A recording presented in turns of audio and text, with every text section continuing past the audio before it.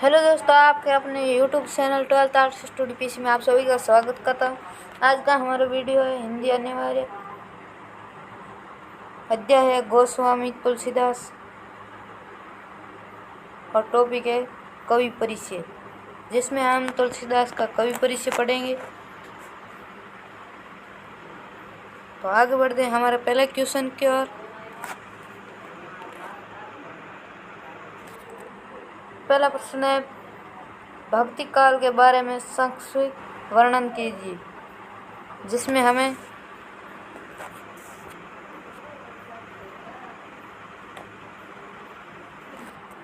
भक्ति काल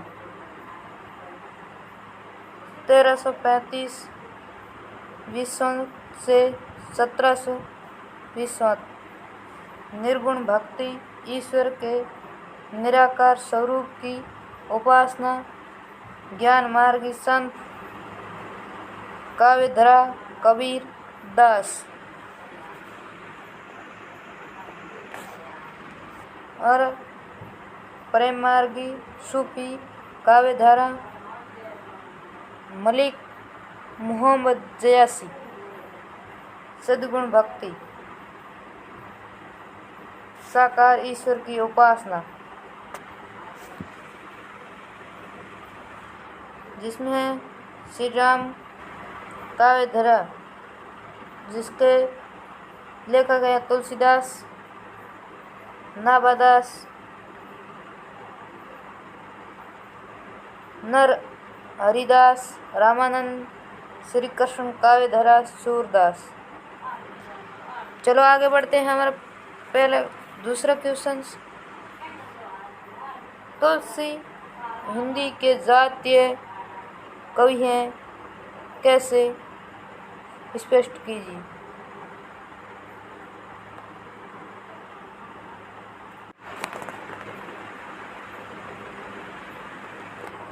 तुलसीदास इस अर्थ में हिंदी के जातीय कवि हैं कि अपने स्वयं समय में हिंदी क्षेत्र की प्रचलित सारे भावात्मक व काव्य भाषाई तत्वों का प्रतिनिधित्व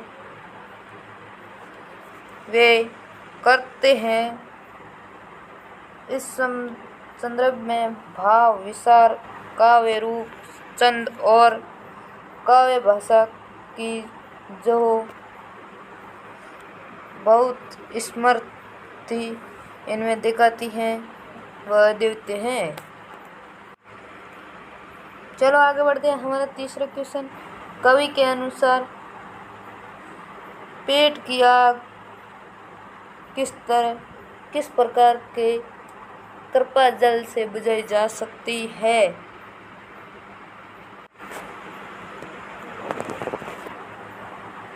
पेट की आग का दारुण व गहन यथार्थ है, जिसका समाधान वे राम रूपी घनश्याम मेघ के कृपा जल में देखते हैं। इस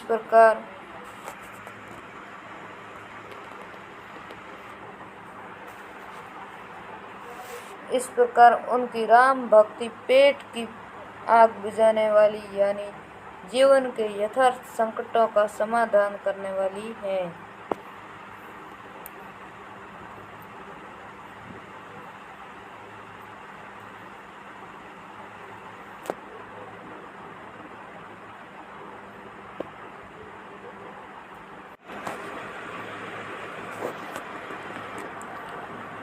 अगला क्वेश्चन संख्या 4। प्रस्तुत पाठ में रामचरित के कौन से कांड से लिया गया है। जो है उत्तरकांड।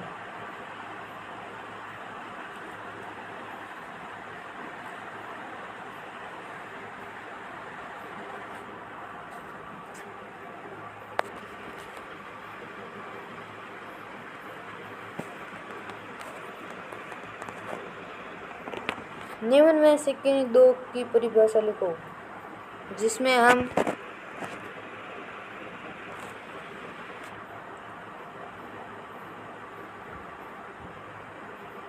कवित्व तथा सोपाई की परिभाषा लिखेंगे। चलो आगे बढ़ते हैं, इन कविता और सफाई की परिभाषा लिखते हैं। कवित यह वार्णिक छंद है जिसे इसे मनहरण भी कहते हैं।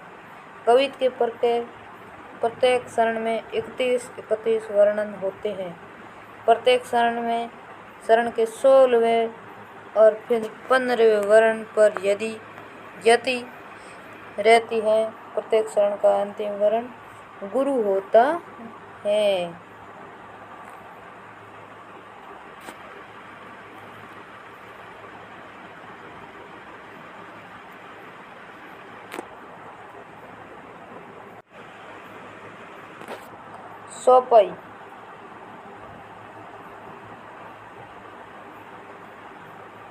सोपाई राम मांत्रिक छंद है। ये 4 पंक्तियों का होता है, जिसकी प्रत्येक पंक्ति में 16 मात्राएं होती हैं। 40 सोपाइयों वाली रचना को चालीसा कहा जाता है। ये तथ्य लोक प्रसिद्ध है। तो दोस्तों, हमारा वीडियो कैसा लगा